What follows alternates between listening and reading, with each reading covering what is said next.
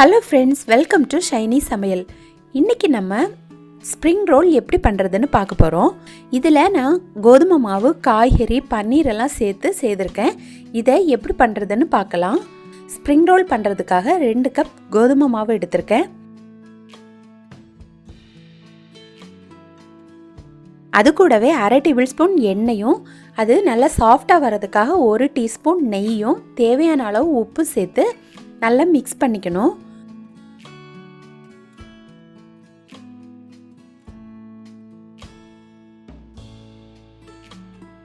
அடுத்து தேவையான அளவு தண்ணி சேர்த்து சப்பாத்திக்கு பிசைகிற மாதிரி பிசைஞ்சு வச்சுக்கணும்.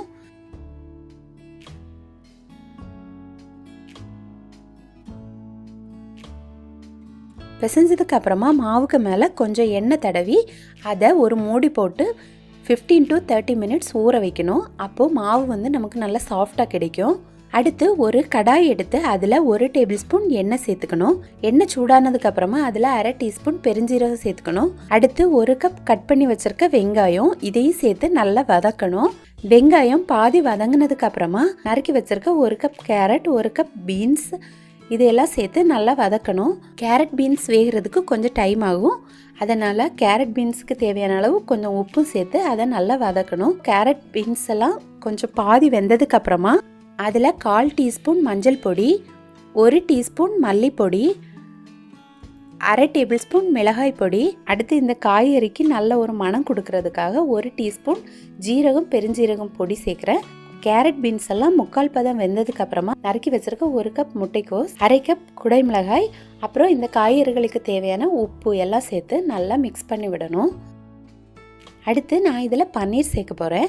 இதுக்காக 200 கிராம் பன்னீரை வந்து நான் கட் பண்ணி வச்சுருக்கேன். அந்த 2 கப் பன்னீரையும் சேர்த்து இதை கூட மிக்ஸ் பண்ணணும். பன்னீர் சேர்த்ததுக்கப்புறமா அதை ரொம்ப கிளறக்கூடாது.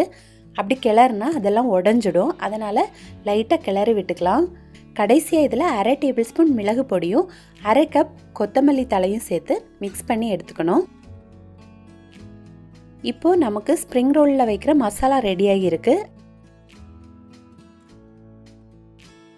அடுத்து நம்ம பிசைஞ்சு வச்சுருக்க மாவு இப்போ நல்லா சாஃப்டாக இருக்குது. இந்த மாவில் இருந்து நம்ம சின்ன சின்ன உருண்டைகளாக எடுத்து அதை சின்ன சப்பாத்தி மாதிரி தேய்க்கணும்.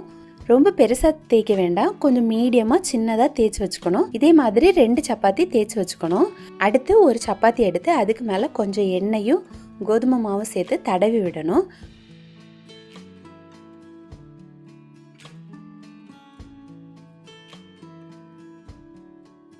அதுக்கு மேலே இன்னொரு சப்பாத்தியும் வச்சு நம்ம அதை கவர் பண்ணிக்கணும். கவர் பண்ணிவிட்டு திரும்பவும் இதை நம்ம சப்பாத்தி மாதிரி தேய்க்கணும். இது நம்ம கோதுமை மாவில் பண்ணுறனால ரொம்ப தின்னாகவும் தேய்க்க முடியாது. அப்புறம் நமக்கு ஒட்டி தான் இருக்கும், தனித்தனி ஷீட்டாக வராது. அதனால் மீடியமாக தின்னாக இருக்கிற அளவு தேய்ச்சி வச்சுக்கோங்க. அடுத்து இதை சூடான தோசை தவாவில் சேர்க்கணும். தோசை தவாவில் சேர்த்ததுக்கப்புறமா இதை லைட்டாக தான் வேக விடணும். 2 சைடும் லைட்டாக வேக ஆரம்பித்தோடனே அதை எடுத்து வச்சுடணும். அதே மாதிரி நம்ம மீதி இருக்க மாவில் எல்லாம் இந்த மாதிரி ஷீட் செய்து வச்சுக்கணும்.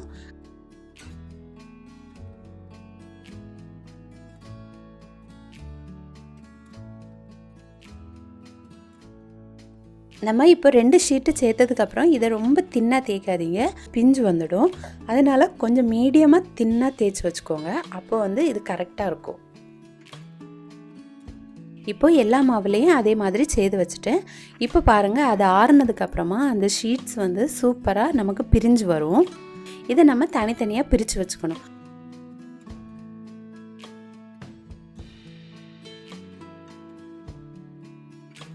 இப்போ நமக்கு ஸ்ப்ரிங் ரோல் பண்ணுறதுக்கான ஷீட் வந்து ரெடி ஆகியாச்சு. அடுத்து ரோல் பொரிக்கும் போது எண்ணெய் உள்ளே போகாமல் இருக்கிறதுக்காக நம்ம ஒரு பேஸ்ட் ரெடி பண்ணணும். அதுக்காக 1 டேபிள் ஸ்பூன் கோதுமை மாவு, அதில் கொஞ்சம் தண்ணி சேர்த்து அதை ஒரு பேஸ்ட் மாதிரி கரைச்சி வச்சுக்கணும். ஒரு பிளேட் எடுத்து நம்ம செய்து வச்சுருக்க ஒரு ஷீட் எடுத்துக்கணும். அதில் 2 டேபிள் ஸ்பூன் காய்கறி மசாலா சேர்த்துக்கணும். அப்புறமா அதை டைட்டாக ரோல் பண்ணணும். எவ்வளவு டைட்டாக ரோல் பண்ண முடியுமோ அவ்வளவு டைட்டாக ரோல் பண்ணிக்கோங்க. கேப் இருந்துச்சுன்னா எண்ணெய் எல்லாம் உள்ளே போயிடும். அதனால் எவ்வளவு டைட்டாக ரோல் பண்ண முடியுமோ அதே மாதிரி ரோல் பண்ணிக்கோங்க. வீடியோவில் காட்டியிருக்க மாதிரி ரோல் பண்ணுங்கள். கடைசியாக எல்லா கார்னர்லையும் நம்ம அந்த பேஸ்ட்டை வந்து தடவி கொடுக்கணும். பேஸ்ட் தடவும் போது அது நல்லா ஒட்டிக்கும், அந்த எண்ணெய் எல்லாம் உள்ளே போகாமல் இருக்கும். இதே மாதிரி எல்லா ஷீட்லேயும் மசாலா சேர்த்து இதை ரோல் பண்ணி வச்சுக்கணும்.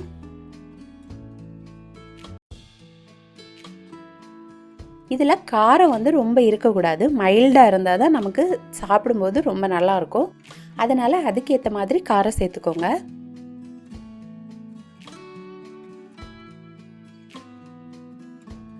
இந்த மசாலா வந்து இந்த ஸ்ப்ரிங் ரோலுக்கு மட்டும் இல்லை, நம்ம சப்பாத்திக்கு கூட ரோல் பண்ணுறதுக்கு ரொம்ப டேஸ்ட்டாக இருக்கும். இது ரொம்ப சாஃப்ட் அண்ட் டேஸ்டியாக இருந்துச்சு. இது ஈவினிங் டைமில் டீ கூட சாப்பிட்றதுக்கு ரொம்ப நல்லாயிருக்கும். கூடவே குழந்தைங்களுக்கு ஸ்நாக்ஸ் பாக்ஸ்லேயும் கொடுத்து விடலாம். இப்போ பாருங்கள், நம்ம ஸ்ப்ரிங் ரோல் எல்லாம் ஃப்ரை பண்ணுறதுக்கு ரெடி ஆகியாச்சு. அடுத்து ஒரு கடாய் எடுத்து பொரிக்கிறதுக்கு தேவையான அளவு எண்ணெய் சேர்த்து அது சூடானதுக்கு அப்புறமா நம்ம செய்து வச்சிருக்க ஸ்ப்ரிங் ரோலை கொஞ்சம் கொஞ்சமாக சேர்த்து பொரிச்சு எடுத்துக்கணும்.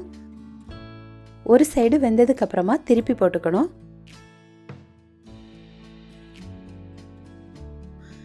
இப்போ பாருங்கள், 2 சைடும் வந்து ரெடி ஆகியாச்சு. இதை நான் எடுத்து வச்சுக்கிறேன்.